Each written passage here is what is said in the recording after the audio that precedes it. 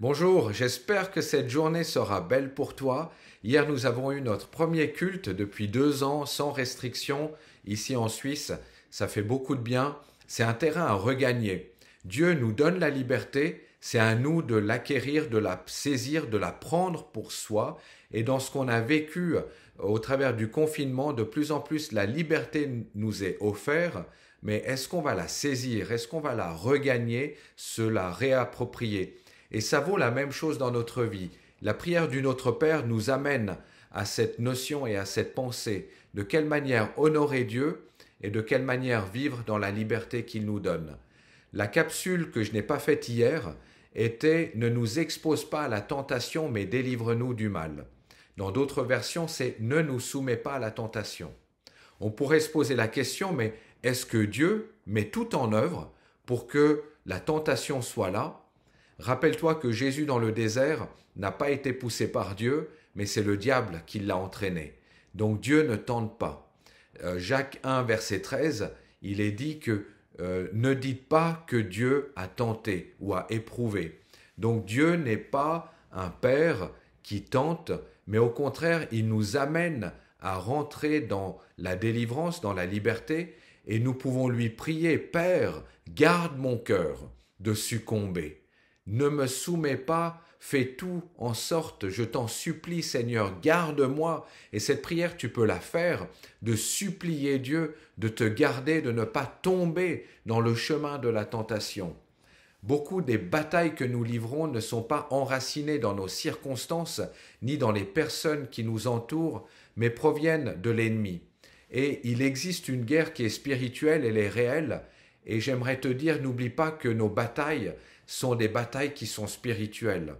N'oublions pas que la bataille appartient au Seigneur et l'ennemi déteste la prière parce que c'est ce qui l'affecte. Satan est déjà un ennemi vaincu. Il sait qu'il a perdu et il va tout faire en venant vers toi pour te faire croire, pour te mentir, pour voler. C'est un menteur, c'est un voleur et il essaiera de te faire croire des fausses choses alors que Dieu a déjà acquis cette victoire pour toi. J'aimerais que tu puisses proclamer aujourd'hui le nom de Jésus qui a une puissance incroyable pour te délivrer de toutes sortes de mal. Et qu'on puisse demander à Dieu de nous aider à reconnaître et amener toutes les pensées captives à l'obéissance de Jésus pour les remplacer par sa vérité. Seigneur, bouleverse mes pensées chaque fois que je vois une personne, que je suis confronté à une situation, au lieu de ruminer cela dans ma vie en long et en large, eh bien de pouvoir rendre mes pensées captives en Christ. On a souvent l'habitude de ruminer les choses et puis éventuellement, eh bien je vais soumettre cette chose à Dieu, qu'on puisse directement le faire et donner à Dieu toute la gloire.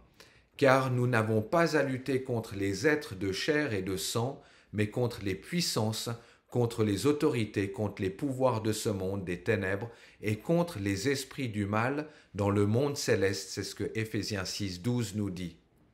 Et dans Apocalypse 12, 11, ils l'ont vaincu à cause du sang de l'agneau et à cause de la parole de leur témoignage. Amen.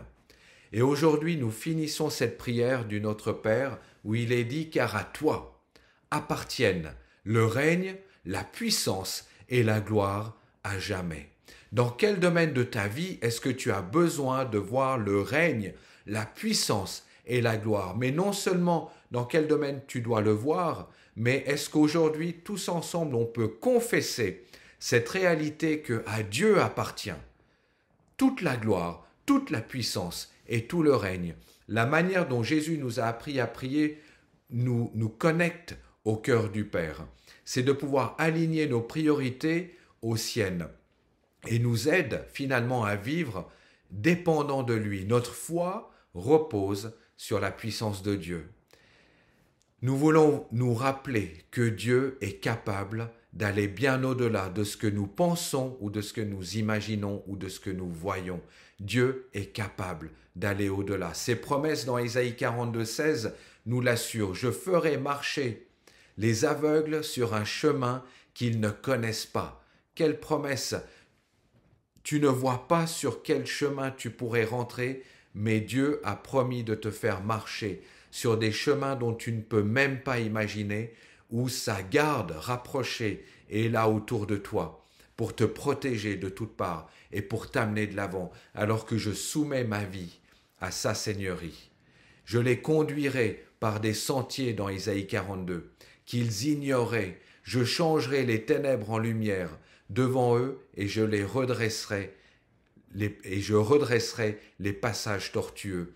Voilà ce que je ferai. Je ne les abandonnerai pas. Ça, c'est la promesse de Dieu à celui qui peut faire par la puissance qui agit en nous infiniment plus que tout ce que nous demandons ou pensons. À lui soit la gloire dans l'Église et en Jésus-Christ pour toutes les générations au siècle des siècles. Amen. La gloire de Dieu est la manifestation de sa nature. Cela fait partie de lui, de sa sainteté, de sa puissance.